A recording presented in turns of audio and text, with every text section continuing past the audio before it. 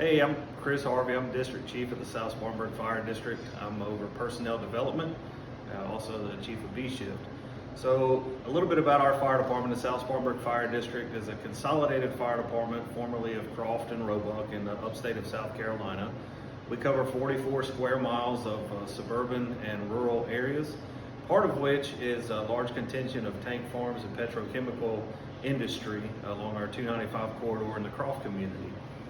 So that kind of brings us to the need of what I'm bringing you today for the grant request. We have a need within our community to join with the Tank Farm Coalition and the petrochemical industry to train our firefighters in tank farm firefighting and hydrocarbon firefighting specifically. While this is a relatively low frequency call volume for us, it is definitely a high risk event that we would have to entertain into. The problem with that is, with us being a tax funded entity, the cost of this private training is quite expensive. This training is $2,500 per student. It's done in Texas. So there's an extensive travel budget that would need to go along with this.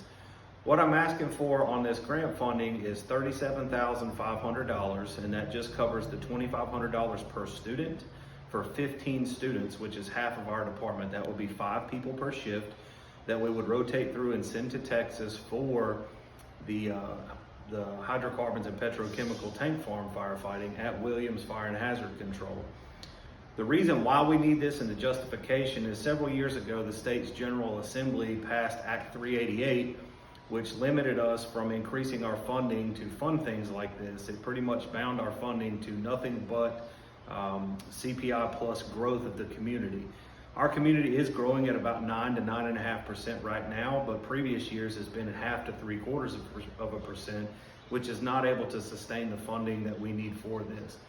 The Petrochemical Coalition is good with us. They help us out with some resources, such as funding a new foam unit and foam truck that we just did. But we do need to send our firefighters off to get some additional training in how to handle these fires should they happen. We have a total of 9 tank farms in our immediate first due area, and this training would not only help us, but it would also help surrounding communities. These tank farms are prevalent not just in the upstate of South Carolina, but on up into North Carolina and various agencies that we could run with statewide mutual aid. So I appreciate the listening, I appreciate the attention, and I appreciate the consideration for this grant.